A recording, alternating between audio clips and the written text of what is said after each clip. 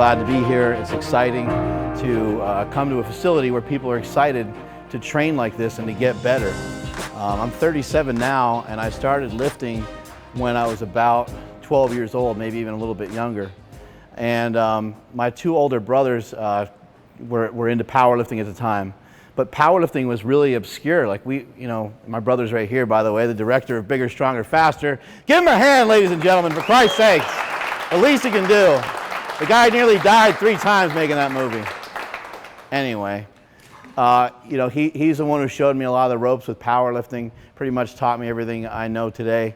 But powerlifting was really obscure and nobody was doing it. And you didn't have people talking about doing deadlifts and trying to increase their bench press and having so many females involved in the sport as well. We didn't have this surge of CrossFitters and people that are just not even necessarily doing powerlifting competitions, but they're still using powerlifting as a tool to make themselves better. And something I want to share with you guys today before we get started is, I'm just, some people try to make me out to be something bigger than I am. And that's cool, and it makes me feel good and that kind of thing. And some of you guys are really excited to meet me, but I'm as ordinary and as fucking similar as you guys are. There's nothing special about my genetics, although the first time I did do a bench press, I was a little bit stronger than my friends, and I kind of hung on to that, and I rode that to where I did. But we are all very similar in here. A lot of us have similar goals. The goal is to get stronger. But the goal isn't to get stronger and bigger externally only. It has to be internal as well. You have to have the drive and determination to make yourself a better person each and every day if you really want to take this thing as far as you can. If you just want to do like a 600-pound deadlift and you're happy with that and that makes you excited, then that's cool. But I hope to God that you're getting a lot more out of it than just that. I hope you're enjoying the journey, and I hope you're understanding what it means to actually get better, how much hard work goes into that. Some guys that you see lift these big weights, some of the guys that are lifting some of these top-end weights, I sometimes question, like, what else are these guys doing? You guys ever think that way? You're like, what else does this motherfucker do? Does this guy have any other hobbies? Does he have any other interests? Does he even have a family? Does he live in a motherfucking cave? It's like, what are some of these guys? And hopefully we can become at least a little bit more well-rounded than just the weights that we lift, because it's not just about the pounds that we lift. People come in here and they look at the weights, they get intimidated by some of the weights some of the big guys are lifting. But that's a byproduct of these guys lifting for several years. It's also a byproduct of them being big. It's a byproduct of a body of work for a lot of people. They've just been doing it for a long time, and that's the case with me. I've been doing it for a very long time. And on the other side of that is me being a father, me being a business owner, me being a husband, and me doing all this other stuff that kind of completes me, basically. It's not just about the weights. It's not just about doing something underneath a fucking barbell. You should want to do something in your life other than just do something under a barbell. And hopefully, the things that you do under a barbell can give you the confidence to do what I'm doing right here, to come up and do a seminar, get in front of people, and talk in front of people, and share with people your strengths and your weaknesses. I was told at one point that I was on a 4th grade reading level. That would have been cool if I was in 4th grade. That would have been cool if I was in 5th grade. But I was in fucking 10th grade. And you guys know what big bad Mark Bell said to the guidance counselor who was trying to figure out why I had so much trouble reading? That right there, nothing.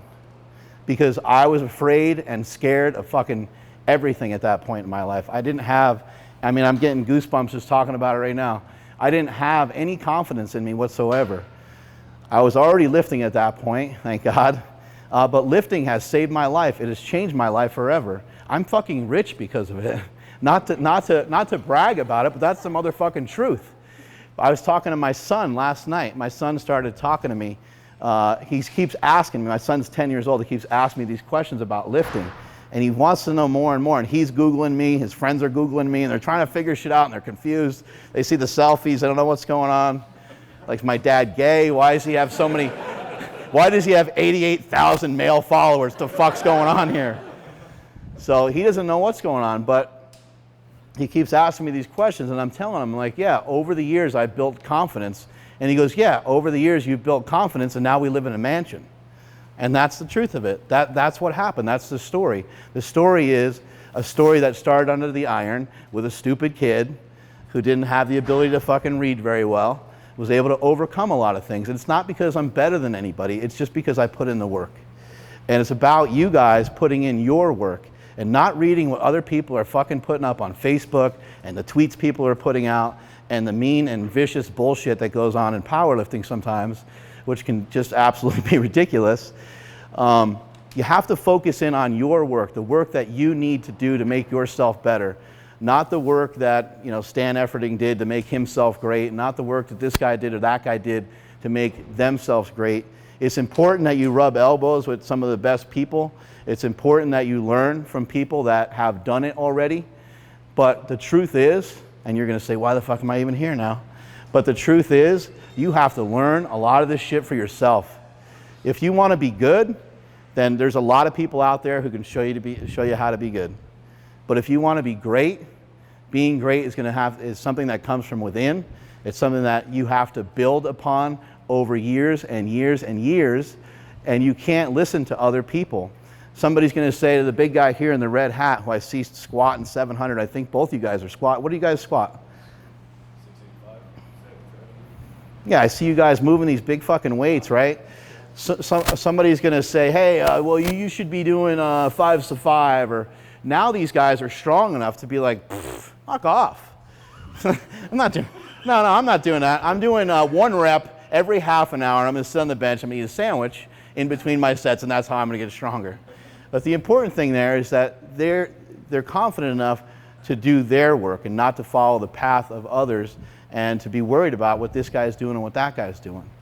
If you guys aren't doing the work, if you're not putting in the time, then you're consistently, on a consistent basis, on a daily basis, you're lying to yourselves. You come in here, you miss a lift, you look at Bart, you say, what the fuck, man? Barbell Brigade sucks. Kick the weight and you fucking walk out, right? Because you didn't smash your PR, and now you have nothing to put on Instagram for the day. Might as well just shut down your fucking account, right? You go home, you drive home, you get home, you crack open your Ben & Jerry's, you fucking smash that. While you're watching Biggest Loser, you're crying. It's a mess. The whole thing's a mess. But it's it's important that you guys are here. I'm glad you guys are here, and I'm really excited to see what you guys want to get out of this seminar, because I'm doing one tomorrow as well. This one was more for the team. And what I'm seeing is that I'm seeing more and more of you guys pop up all over the place. I'm seeing more and more of you guys posting on the internet and stuff. I just see that happening more and more. And what I like about it is it's very clear to me that you guys are proud to be lifting here, and you should be, because how many gyms were like this when we were kids? Fucking none. There was nothing like this at all. Nothing. There was nothing like this at all. And there wasn't anything like this in the entire, you guys should know this, there wasn't one gym like this pretty much in the entire United States, maybe with the exception of Westside Barbell. There's some of those like old school gyms, and there's some old school places that have some powerlifting, but those were places that were intertwined and mingled with commercial gyms. Those places don't count. This place is a special place. You walk in, and you don't walk in on, there's no carpet. You don't walk in on a carpet. You're walking in on rubber that you're going to be lifting off of, or you're walking in on turf that you might be running on. How cool is that? Everything in here serves a purpose. There's no bullshit in here. So be proud that you're here. Be proud that you're surrounded by some great people. In my gym in Super Training, we have our fair share of people that will just kind of be off in the corner, sort of doing their own thing. If you guys, as leaders in the gym, if you guys see people doing that, start trying to talk to that person. See if you can get something out of them. See if they can start to kind of come around, because maybe it might take them a while. But it's important that you guys are involved in each other's workouts. If he's standing off in the corner while I'm doing a lift, what am I going to do while he's doing a lift? Right? I'm not going to be yelling at him. I'm not going to be screaming at him. I'm not going to give him the slap in the face that he needs, right, to get to the next weight. So you guys got to be involved in each other's workout. And it doesn't matter if someone's lifting 2 plates or 7 plates. I realize it gets more exciting and more intense the more weight somebody lifts. But if it's a max for that person, try to get them fired up. See what you can get out of them. The more you're getting from other people, the better off you're going to be. Super training was started in 2006 for completely 100% selfish reasons. I wanted to be the best lifter in the area, and I started to build a team around me because I knew I couldn't do it by myself. I started to get people around me that I thought were good. I started yelling and screaming at those people, making sure they were yelling and screaming back at me, and the gym started to grow from there. We all started to get better. But if you're hanging around a bunch of losers, then you're going to have a really hard time getting better. So what I would like to go over today, but we can go over anything that you want, and we can even do a Q&A before we start, so that way you guys don't cool down and all that stuff. I'd like to go over some deadlifts and some squats. Obviously, if somebody wants to do a bench press or something, we can sneak some time in for that. It's not a big deal. Is that cool with you guys? It's a pretty big group, and normally what I would do is I'd run everybody through some form checks and stuff like that, but I've seen some of you already in here lifting, and a lot of you guys already look like you know what you're doing. So we will actually what we'll do is we'll just get into a workout, and I'll kind of look at you from there. But before we do any of that, do you guys have any questions? Or is there anything you want to tell me that I'm an idiot, or you want to tell me I'm an asshole, or you want to tell me that I'm cool? All the above, check. So a lot of us are competing. Half natty, love it. Half natty, yeah. A lot of us are competing next weekend, and I was just gonna ask you, what do you guys do typically like that week? Right. The week of the actual meet. What do you guys do? First of all, those of you that are competing, keep in mind the advice that I give you today. If I really make a big change on you, please do not go and use that change in the contest. These are things that they're going to have to be worked out over a period of time. You're going to have to take your time with some of the changes. But powerlifting is a great sport. It's an awesome sport, and the reason why I love it so much are because of times like that. You do all this hard training, and then you get to just chill for an entire week. A lot of us have done absolutely nothing going into meets. I've taken as long as like 2 weeks off going into a contest and been totally fine. So it's going to be a little bit of an individual thing. If you're a newer lifter, 3 to 5 days might be a little bit more comfortable to you, because you're just going to be so like anxious and shit that you're not going to be able to stop yourself from going to the gym. If you're more advanced and you're strong and you're confident and you feel good about the things that you're going to do on the platform, then don't worry about it. Don't be lazy, but you have an entire week, 7 days, 8 days, maybe even 10 days to recover. For you guys, some of the bigger guys, some of these guys that are deadlifting and squatting a little bit heavier weights, I would say 14 days for deadlift, and maybe at least 10 for a squat.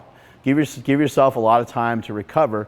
It's not that you can't squat or deadlift any further beyond that point. You can, but it would just have to be really light, super, super light. Maybe just like for someone who squats 700, maybe they're just moving around 2 or 3 plates. 50%, maybe even less than that, just for most of you. So that's usually what we do. But on my way to, I think it was one of my first powerlifting meets, I was all worried about like my diet. I didn't know what the fuck's going on. I didn't know anything. I knew a little bit from my brothers, but even some of the dietary information, especially for powerlifting, there was obviously always bodybuilding information, but powerlifting, I didn't know what I was doing. So I remember like 2 weeks before the contest, I'm trying to like prepare for this contest, and I'm trying to eat more protein and trying to do all these different things. I'm all excited, thinking I'm doing everything right.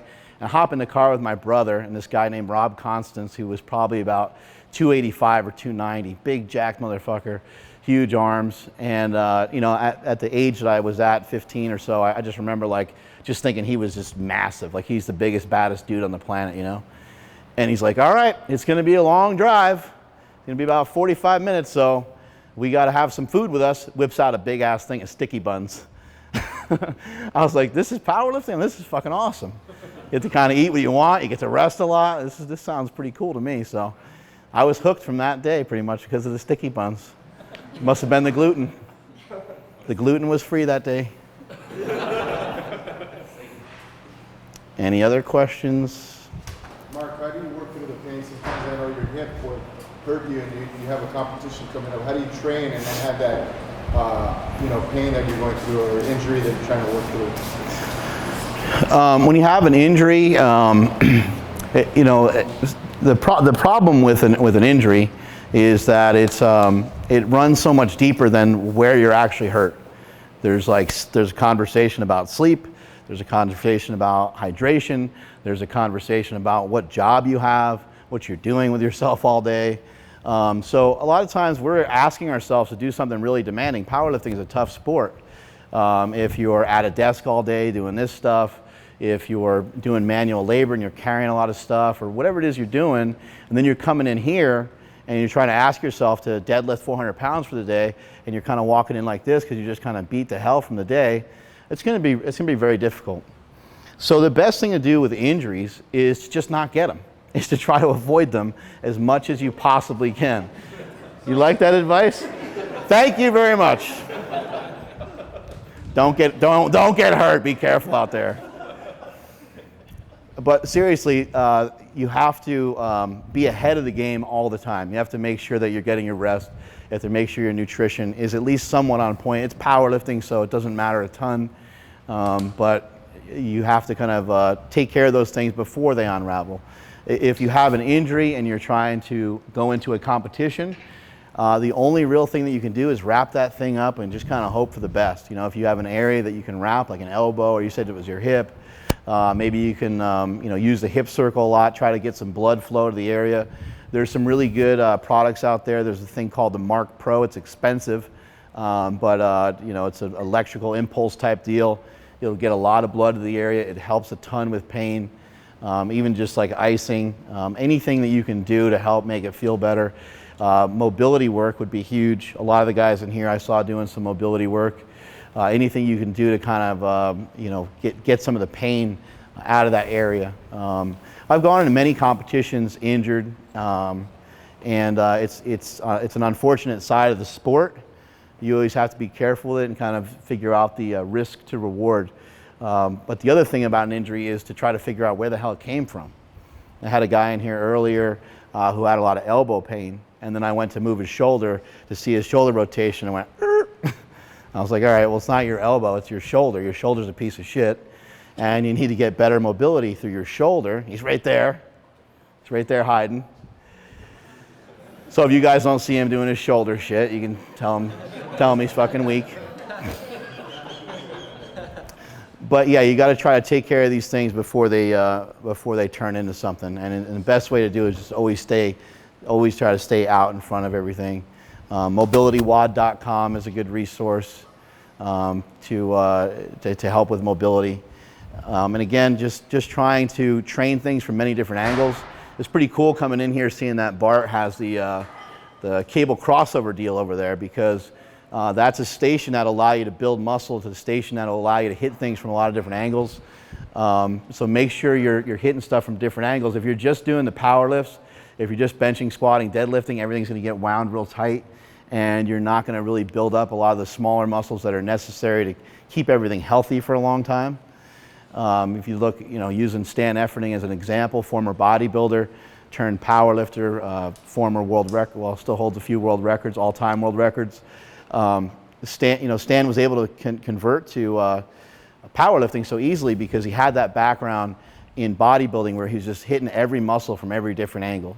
So his muscles were, I remember when he was doing a deadlift in our gym and he was deadlifting 750 for a few reps, and his arms were kind of bent.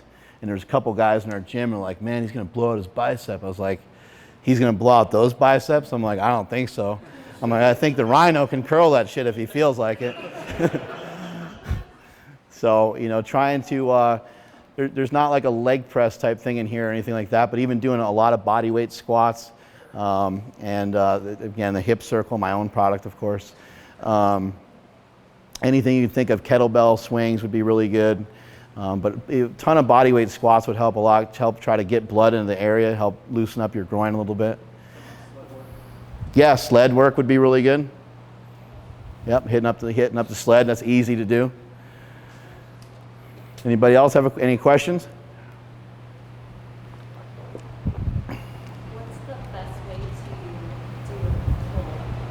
Best way to do. Who can't do a pull-up? That's an awesome question. I don't know how to do one either.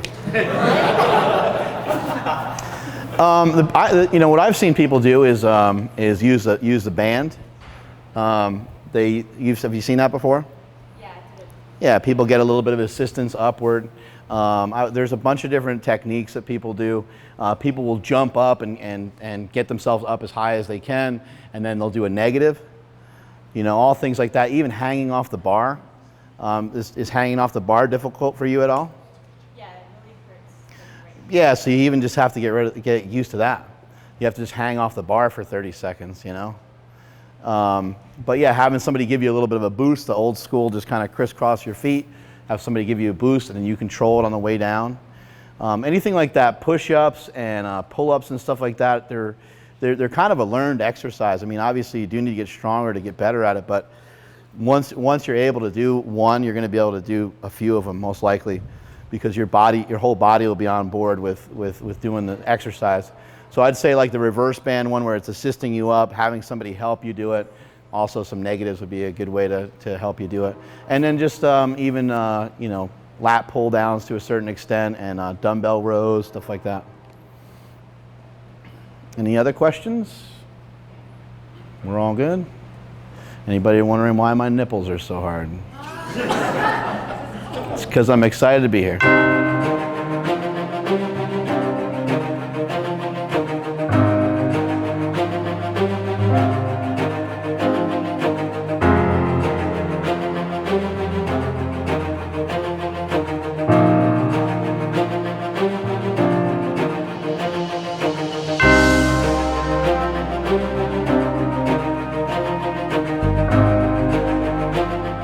So it feels really cool to start ripping apart the old gym, because I know we're moving into a bigger, better place. We woke up this morning at 8 o'clock. We met up at the gym and